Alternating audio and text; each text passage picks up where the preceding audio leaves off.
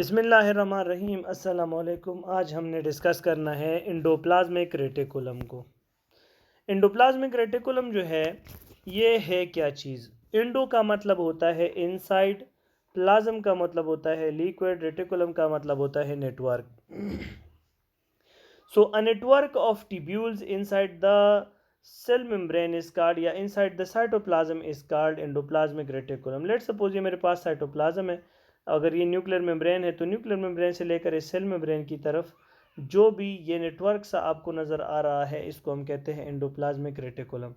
Endoplasmic reticulum जो इसका membrane है, यानी जो ये जो बना हुआ है, तो ये ट्यूब्स लाइक स्ट्रक्चर से बना है जिसको हम सिस्टर्न बोलते हैं। यानी ये अगर आप देख रहे हैं तो ये एक सिस्टर्ना है, ये जो है इस तरह ट्यूब्स लाइक स्ट्रक्चर से बने हुए हैं और इसको हम कहते हैं सिस्टर्ना। एक एक और ग्रुप को हम सिस्टर्नी बोलते हैं। चैनल्स बने होते हैं। जब बात चैनल की है तो इसका ये मतलब है कि ये चैनल की तरह नज़र भी आते होंगे। और चैनल है क्या चीज़? चैनल वो है जो एक दूसरे के साथ कनेक्टेड हो। लेट्स सपोज अगर ये मेरे पास न्यूक्लियर मेम्ब्रेन है और ये जो है सेल मेम्ब्रेन है इस तरह, ठीक है।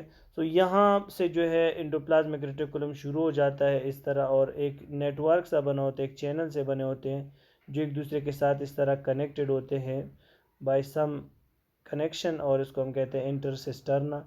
तो ये एक दूसरे के साथ इस तरह कनेक्टेड होते हैं। जो मटेरियल इस न्यूक्लियस के अंदर आरएनए बन जाता है और इससे जो है वो प्रोटीन बनते हैं बाय द राइबोसोम। तो इसलिए ये जो न्यूक्लियस के करीब एंडोप्लाज्मिक रेटिकुलम है, अगर आप यहाँ पे देख रहे हैं तो इसके ऊपर ये डॉट्स होते हैं। ये डॉट्स का मतलब है इसके ऊपर राइबोसोम्स होते हैं और ये रफ होता है, इसलिए इसको हम कहते हैं रफ एंडोप्लाज्मिक रेटिकुलम, जिसके ऊपर राइबोसोम अटैच होते हैं। और राइबोसोम का फंक्शन इधर क्या होता है? राइबोसोम का फंक्शन इधर ये जो है यहाँ पर ये जो आरएनए बन जाते हैं तो वो आ जाते हैं और यहाँ पर इस राइबोसोम के पास आ जाते हैं और राइबोसोम इससे जो है वो प्रोटीन बना लेते हैं, जो कि मैं राइबोसोम के टॉपिक में बता भी चुका हूँ। तो इसके जो है वो प्रोटीन बना लेते हैं और प्रोटीन फिर इस एंडोप्लाज्मिक रेटिकुलम के अंदर आ जाते हैं। एंडोप्लाज्मिक रेटिकुलम इस प्रोटीन को ले आते हैं टूवर्ड द गाल्जी बॉडी। यहाँ पे गाल्जी बॉडीज अटैच होते हैं और वो गाल्जी बॉडी इसकी मॉडिफिकेशन करके फिर सेल मेम्ब्रेन से बाहर कर देते हैं। तो ये ट्रांसपोर्टिंग ऑफ द मटेरियल भी करते हैं एक तरह से एंडोप्लाज्मिक रेटिकुलम। दूसरी बात यह है कि मार्फोलॉजिकली एंडोप्लाज्मिक रेटिकुलम आपको दो स्ट्रक्चर शो करते हैं। एक जो है ये जिसको हम रफ एंडोप्लाज्मिक रेटिकुलम कहते हैं, ये जो रफ है ये जिसके ऊपर राइबोसोम अटैच है और ये न्यूक्लियर मेम्ब्रेन के करीब होते हैं। तो ये सारा हमारे पास रफ एंडोप्लाज्मिक रेटिकुलम। दूसरा जो है वो सेल मेम्ब्रेन के करीब होता है जिसको हम स्मूथ एंडोप्लाज्मिक रेटिकुलम कहते हैं और इसके ऊपर कोई राइबोसोम अटैच नहीं होता। दैट्स वाई इसको हम कहते भी स्मूथ एंडोप्लाज्मिक रेटिकुलम है।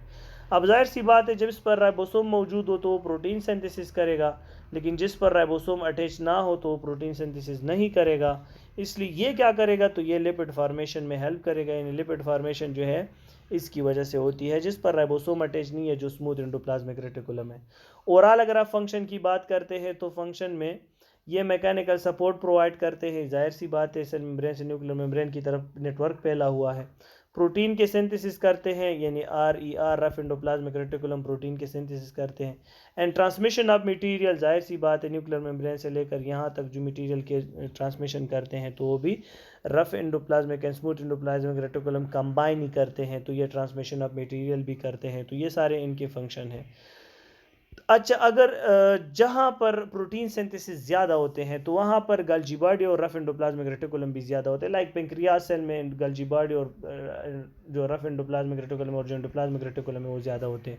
एक और इंटरेस्टिंग बात भी ये है कि न्यूक्लियर मेम्ब्रेन के करीब जो एंडोप्लाज्मिक रेटिकुलम है, जो यहाँ पर न्यूक्लियर मेम्ब्रेन के करीब है ये वाला, तो ये जो है, अब देखिए न्यूक्लियस से आरएनए बनते हैं और प्रोटीन सिंथेसिस होती है। तो अल्लाह ताला ने इसको जो है न्यूक्लियर मेम्ब्रेन के करीब बनाया। और जो सेल मेम्ब्रेन है ये फास्फोलिपिड बायलेयर से बना हुआ है, तो इसलिए लिपिड फार्मेशन के लिए इस एंडोप्लाज्मिक यानी स्मूथ एंडोप्लाज्मिक रेटिकुलम को इस साइड पे अल्लाह ताला ने बनाया है। सो ये था हमारे पास एंडोप्लाज्मिक रेटिकुलम। फर्दर जो है और लेक्चर्स हैं, स्टे कनेक्टेड। इंशाल्लाह we will discuss that one by one.